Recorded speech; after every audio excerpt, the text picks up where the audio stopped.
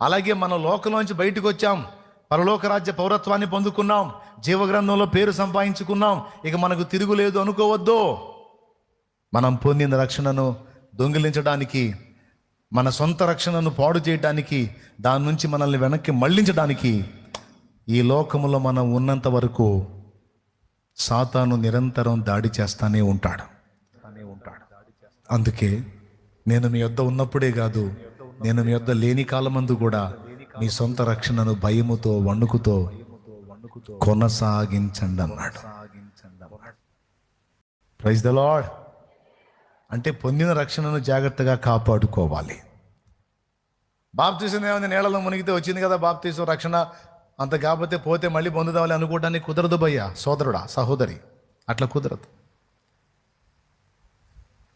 ఒకసారి రక్షణ పొందిన తర్వాత ఇక రక్షణలో చచ్చిందాకా నిలిచి ఉండాలి. ప్రభు రాకడ వరకు బతికుంటే అప్పటిదాకా రక్షణలో ఉండాలి. లేదా మధ్యలో మనం పోయే పరిస్థితి వస్తే మన ఊపిరి పోయిందాకా మనం పొందిన రక్షణలో నిలిచి ఉండాలి. దాన్ని భయముతో వణుకుతో కొనసాగించుకోవాలి. అది నీ సొంత రక్షణ ఉంచుకుంటావు పోగొట్టుకుంటావు నీ ఇష్టం. కొంతమంది అలా వదిలేసి వెళ్ళిపోయారు లోకంలోకి. ఎందుకు? బాప్తీసము పొందామని సంఘంలో చేర్చబడ్డారు, కానీ వాళ్ళ లోపల ఆ లోకమైన ఐగుప్తు తాలూకు విగ్రహాలు అంతే ఉన్నాయి. అవి మళ్ళా వాళ్ళని వెనక్కి తీసుకెళ్ళినాయి.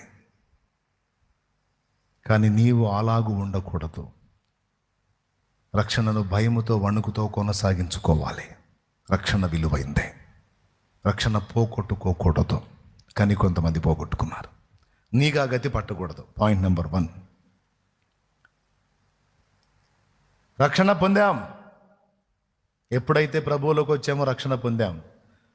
రెండవది, రక్షణ పొందుతూ ఉన్నాం. అంటే ఏంటో తెలుసా? భయముతో వణుకుతో ఎందుకు కొనసాగించుకోవాల్సి వచ్చిందమ్మా?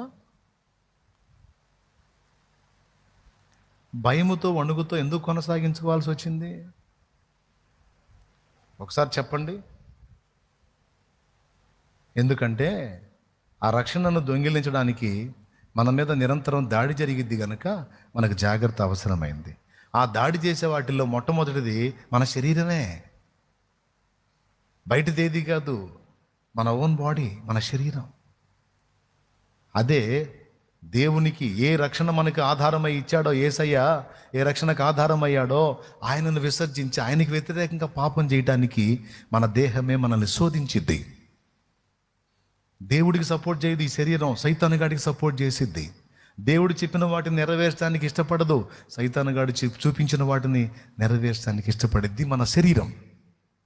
అందుకే ప్రతిదినం కూడా రక్షణ పొందాం, ఓకే, ప్రతిదినం కూడా అయ్యా ఈ దేహ వాంఛలు, సాతాను శోధనలు, లోకాశలు, నేత్రాశ, శరీరాశ, జీవపుడంబం నన్ను అధిగమించి రక్షణలో నుండి నన్ను పక్కకు తప్పించడానికి ట్రై చేస్తున్నాయి.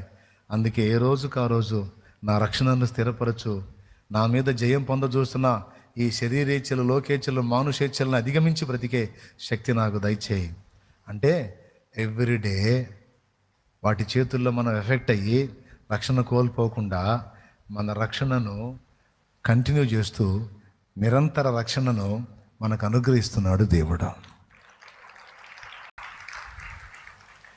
అహము ఇహము పాశములై వ్యధల పాలు చేసినవి, పొడలు పాప పొడల చేత ఏహ్యమాయను. అహము అంటే నేను అనే స్వయం, ఇహము అంటే లోకం. అహము ఇహము పాశములై వ్యధల పాలు చేసినవి, ఒడలు పాప పొడల చేత ఏహ్యమాయను. కరుణాత్మశ్రీ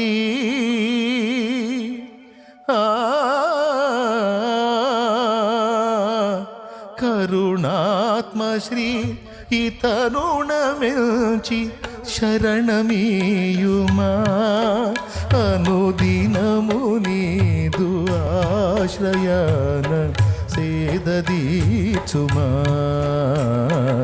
ఆత్మ నింపుమా, జీవాత్మ నింపుమా, పరమ పావనాత్మ నీదు వరము నీయుమా,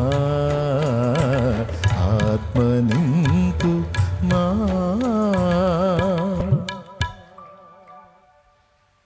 ఏమంటున్నాడు? అహము ఇహము పాశాలే లాగుతున్నాయి, వడలు పాప పొడల చేత ఏ హ్యమాయను. రక్షణ పొందినోడా పాడుతుంది, పొందినోడా? పొందినోడు పాడుతున్నాడు. ఏమడుతున్నాడు? కరుణ వేడుకుంటున్నాడు. కరుణాత్మ శ్రీ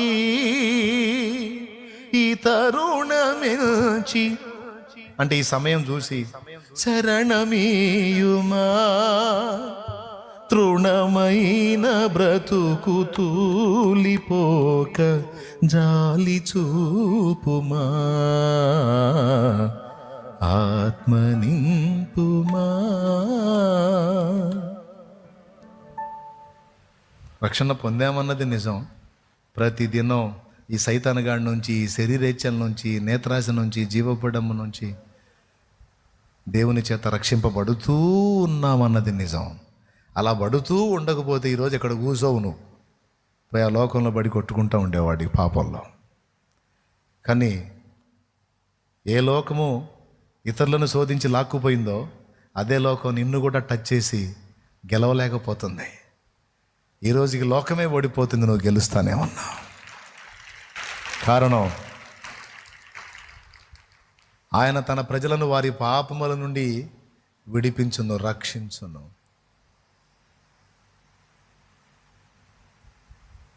పాపానికి వచ్చే శిక్ష నుంచే కాదు, ప్రతిదినం మన మీద పాపం జయించకుండా దాని నుంచి మనల్ని రక్షించుటకు సమర్థుడు. అందుకు ఆయన యేసు. ఓకేనా? రక్షణ పొందామన్నది నిజం, రోజు పొందుతూ ఉన్నామన్నది నిజం. భవిష్యత్తులో యేసయ్య వచ్చినప్పుడు అప్పుడు అసలు ఈ పనికి మాలిన శరీరం ఉందే, ఈ పంది బురదకు లాగినట్టు మనల్ని బురదకు లాగే పాపిష్టి శరీరం, ఆ దరిద్రమే పోయింది. పోయి మహిమ శరీరం వస్తుంది. అప్పుడు సంపూర్ణ రక్షణ. ఇంకప్పుడు మనల్ని పాపానికి ఈడ్చే ఈ పనికి మాలింది ఉండదుగా, మారిపోయిద్దిగా. చచ్చిపోతేనేమో మట్టిలో కలిసిపోయిద్ది, బ్రతికుంటేనేమో నిమిషంలో ఒక రెప్పపాటున మార్పు చెందిద్ది. అప్పుడు మహిమ శరీరం వచ్చింది, గ్లోరియస్ బాడీ. దీని మీద దాన్ని ధరించుకుంటాం. ఇది నిర్మూలం అయిపోయింది, అది వచ్చింది. అది పాపం మీద జయ జీవితాన్ని కలిగి ఉన్న శరీరం. ఇప్పుడు చెప్పండి, రక్షణ పొందామా లేదా? మనం ఎప్పుడు పొందాం? ఎప్పుడైతే బాప్తిస్మం పొందామో అప్పుడే జీవగ్రంథంలో పేరు లిఖించుకున్నాం. రెండవది, రక్షణ పొందుతూ ఉన్నామా లేదా? అనుదినం రక్షిస్తున్నాడు, అనుదినం రక్షిస్తున్నాడు. లేకపోతే ఎప్పుడో విశ్వాసాన్ని వదిలిపెట్టి వెళ్ళిపోయేవాళ్ళం. ఒక మాట చెబుతాను, మిమ్మల్ని అడుగుతాను, ముగించబోతున్నాను. నిజంగా బైబిల్ కూడా మూసేస్తున్నాను నమ్మకం కోసం. ఒక ముక్క చెప్పండి నాకు. బాప్తిస్మం పొందిన దగ్గర నుంచి ఇప్పుడు దాకా ఒక్క తప్పు అంటే ఒక్క తప్పు, నోటి ద్వారా కానీ, చూపు ద్వారా కానీ, తలంపు ద్వారా కానీ, ఆలోచన ద్వారా కానీ, క్రియ ద్వారా కానీ ఒక్కటంటే ఒక్కటి కూడా మీరు చేయలేదా? ఒక పొరపాటు కూడా మీ నుండి జరగలేదా? జరిగితే జరిగిందని చేయొద్దు. ఒక అబద్ధం కూడా నువ్వు వాడలేదా? ఒక పొరపాటు కూడా నువ్వు చేయలేదా? చేస్తే చేయొద్దు. నాకు ఒక చేతిలో మైక్ ఉంది, లేకపోతే నేను రెండో చేయి కూడా ఎత్తేవాడిని. మిమ్మల్ని ఎత్త మళ్ళా, కానీ మీరు ఆటోమేటిక్ ఎత్తారు. సంతోషం. ఒక చేయి ఎత్తారు, సంతోషం. ఇప్పుడు అది ఎప్పుడన్నా సంవత్సరానికి ఒకసారి, ఏదన్నా నెలకు ఒకసారి, ఏదన్నా 2 నెలలకు ఒకసారి, రేరుగా ఎప్పుడన్నా పొరపాటు జరిగిందా? లేకపోతే ఒక డే సూర్యోదయం మొదలుకొని సూర్యాస్తమయంలో ఎప్పుడో చోట ఏదో సందర్భంలో జరుగుతూ వస్తుందా?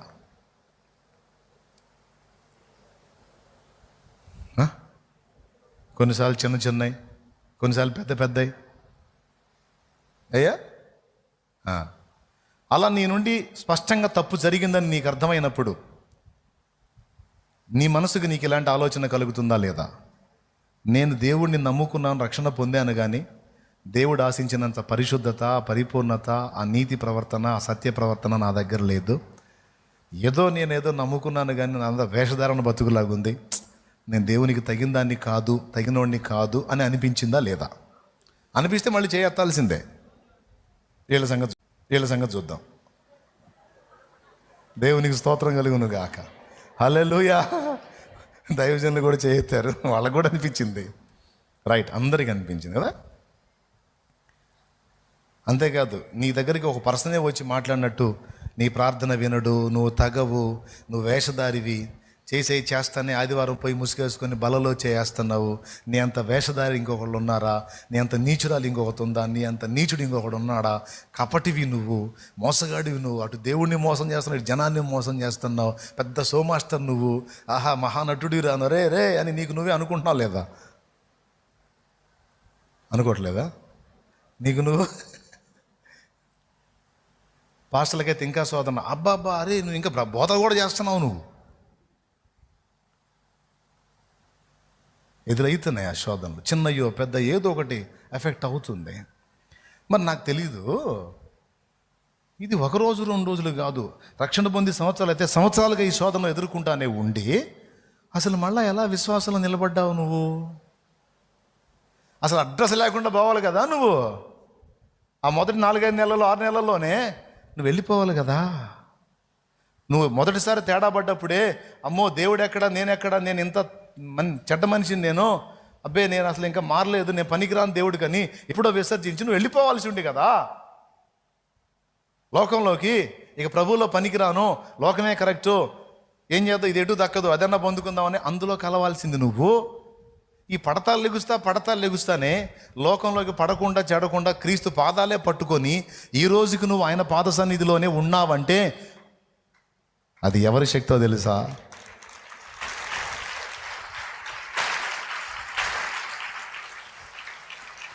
దేవుని శక్తి నువ్వు నిలబడితే పడకుండా ఉండటానికి ఉపయోగపడటమే కాదు, దేవుని శక్తి, పరిశుద్ధాత్మ శక్తి నువ్వు పడ్డప్పుడు నిన్ను నిలబెట్టడానికి కూడా వాడబడింది. శోధన నీకు రావద్దని ప్రార్థన చేశానులా యేసయ్య.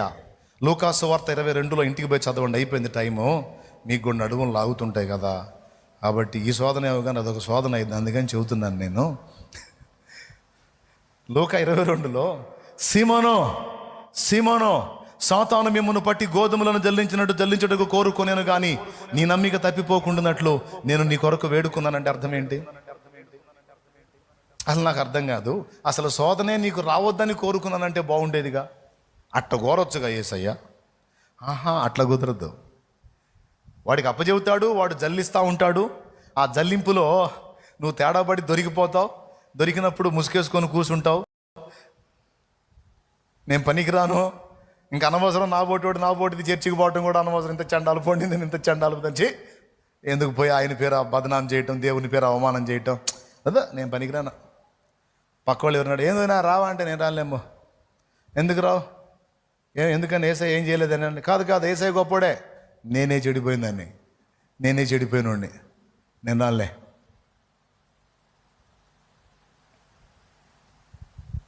ఇదే సమస్య పేతురుకు వచ్చింది, జస్ట్ ఆ నైట్లోనే వచ్చింది, అది కూడా సీమోనికి చెప్పాడు, సీమోనికి వచ్చింది. అయితే ఏమన్నాడు తెలుసా, నీకు ఒక శోధన వచ్చింది, ఆ శోధనలో నిన్ను నువ్వే విమర్శించుకొని నీకు నువ్వే అయోగ్యుడని సర్టిఫై చేసుకొని నువ్వు వెళ్ళిపోయే పరిస్థితి వచ్చింది. అయితే అలాంటి సందర్భంలో నీ నమ్మిక తప్పిపోకుండానట్లు నేను నీకోసం తండ్రిని వేడుకున్నాను సీమోన్ అన్నాడు. నమ్మిక తప్పిపోకుండానట్లు అన్న మాట ఒక్కటి ఆలోచిద్దాం, ఒక్క మాట చెప్పి ప్రార్థన చేస్తాం. నిజం,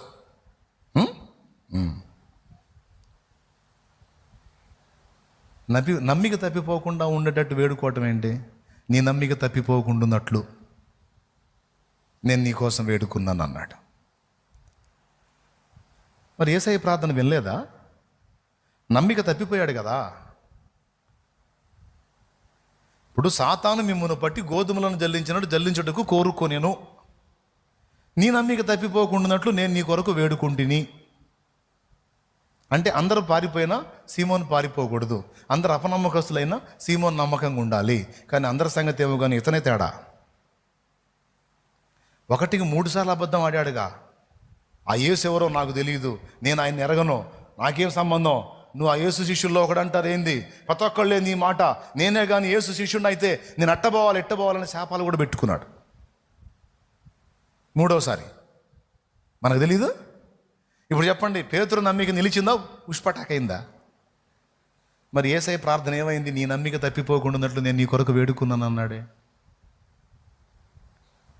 అంటే యేసయ్య ఏం వేడుకున్నాడు తెలుసా? పేతురు నమ్మకంగా ఉండాలి తండ్రి, పేతుని నమ్మకంగా ఉంచని కాదు. పేతురు తన నమ్మకత్వాన్ని కోల్పోయినా నా ప్రేమ విషయంలో అతడు నమ్మిక కోల్పోకుండా కాపాడు తండ్రి అన్నాడు. అంటే అర్థమయ్యేటట్టు చెబుతాను, నీ నమ్మిక తప్పిపోకుండాన్నట్లు అంటే అర్థం ఏంటంటే, నువ్వు నమ్మకంగా ఉండాలని కాదు, నువ్వు ఆయనను నమ్ముతున్నావు చూడు, ఆయన ప్రేమని, ఆయన మంచితనాన్ని, ఆయన నీతిని, ఆయన నమ్మకత్వాన్ని నమ్ముతున్నావు చూడు, ఆ నమ్మిక తప్పిపోకుండా అడిగాడు. నీకైతే ఫస్ట్ ఆ మొదటి వారం 2 వారాల్లోనే బాప్తీసం పొందిన 1-2 వారాల్లోనే నీ బతుకు నీకు అర్థమైపోయింది. అబ్బో నేను తేడా, బాప్తీసం అయితే పొందాను కానీ ఇంకా దరిద్రపు లక్షణాలు నాలోనే ఉన్న, ఏంది ఇది అని నీకు అర్థమైంది. కానీ ఇంకొకటి కూడా అర్థమైంది, కోర్స్ నేను అపనమ్మకస్తుడినే కావచ్చు, కానీ నన్ను పిలిచి నాకై ప్రాణం ఇచ్చిన యేసయ్య అయితే నమ్మదగిన వాడు, ఆయన నమ్మకమైన వాడు. నేను ఆయన పాదాలు పట్టి శరణు వేడినప్పుడు తన రక్తంతో నన్ను కడిగి పరిశుద్ధపరిచి నన్ను మళ్ళా నిలబెట్టి నన్ను ముందుకు నడిపిస్తాడు. ఆయన నమ్మకస్తుడు అని దేవుని యొక్క నమ్మకత్వం మీద నమ్మకం ఉంచుటయే అసలైన నమ్మకత్వం. అర్థమైందో కాలేదో? దేవుని విశ్వాస్యతను గట్టిగా నమ్మటానికి కూడా దేవుని శక్తే కావాలి, దేవుని విశ్వాస్యతను. కానీ యోధా మిస్ అయ్యాడు చూడు. యోధా కూడా తేడా పడ్డాడు. పేతురేమో 3 సార్లు అబద్ధం ఆడాడు, యోధా ఏమో 30 తులాల వెండికి అమ్మేశాడు, 30 వెండి నాణ్యాలకి అమ్మేశాడు. కానీ పేతురు తిప్పుకొని లేచాడు, కానీ యోధా లేవల, ఆత్మహత్య చేసుకొని చచ్చిపోయాడు.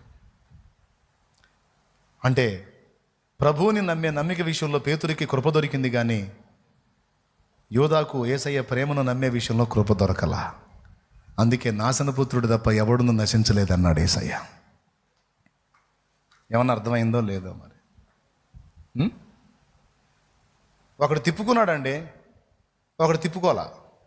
అదే యూదా యేసయ్య ప్రేమను నమ్మి, యేసయ్య నన్ను క్షమించు, బుద్ధిగడ్డి తిని పని చేశానయ్యా, ధనాపేక్ష పరుణ్ణై నన్ను క్షమించయ్యా, నిరపరాధి రక్తాన్ని అప్పగించానయ్యా అని యేసయ్య పాదాల దగ్గరికి వస్తే యోధాకి కృప చూపేవాడా లేదా?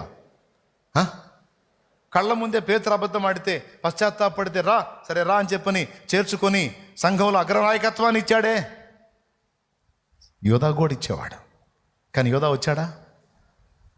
అంటే యేసయ్య నన్ను ప్రేమించడు అనుకున్నాడు, కానీ నా ప్రేమ మోసపూరితమైందైనా నా మీద యేసయ్య ప్రేమ నమ్మదగింది అని నమ్మలేకపోయాడు.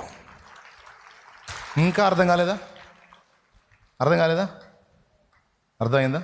బతికిపోయాలి. అది ఇంకొక రౌండ్ చెప్పేవాడు మళ్ళీ. దేవునికి స్తోత్రం. ఇప్పుడు చెప్పు, నమ్మదగింది ఆయన మనమా?